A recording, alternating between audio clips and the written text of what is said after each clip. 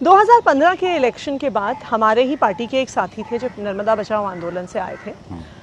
वो खंडवा में जल सत्याग्रह कर रहे थे डैम की हाइट बढ़ने से रोकने के लिए, और वो और गांव के 20-25 लोग वहाँ पे पानी में खड़े थे। अच्छा।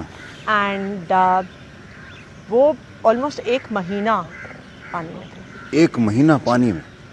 और ऐसे हालत हो गई थी कि उनके पैर गल रहे थे, उसकी सारी स्किन उतर गई थी, फ्लैश गलने लग गया था, और सरकार को कोई फिक्र नहीं थी, कोई पूछने नहीं आया। आप ये सोचिए, कोई मंत्री, कोई सेक्रेटरी तो बहुत दूर की बात है, सरकार ने किसी तहसीलदार तक को नहीं भेजा पूछने के लिए कि इनका क्या हाल है।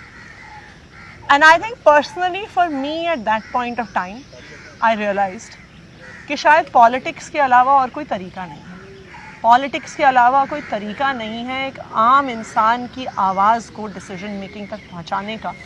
वरना हमारे देश की पॉलिटिक्स, हमारे देश के डिसीजन मेकर्स में इतना एरोगेंस आ गया है।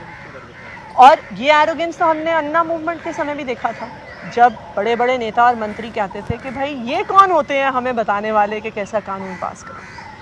And I think that Jal Satyagraha for me was, मैं उसके बाद वापस आके फिर उसके बाद मैंने सरकार में काम करना शुरू किया एज एन एडवाइज़र।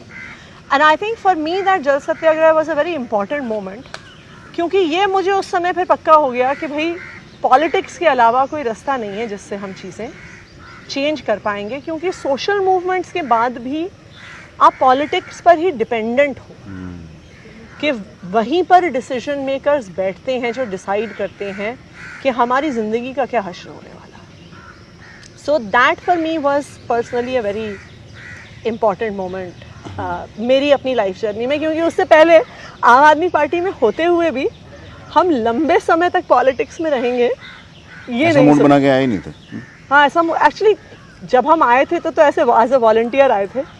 पॉलिटिक्स में फुल टाइम आएंगे, इलेक्शन लड़ेंगे, अगर किसी ने मुझसे 15 साल पहले पूछा होता, कॉलेज में पूछा होता और कहा होता मुझे कि एक दिन के आप एक इलेक्टेड रिप्रेजेंटेटिव होगे, तो मैं शायद बहुत ज़ोर की हंसती कैसी बातें कर रहे हो।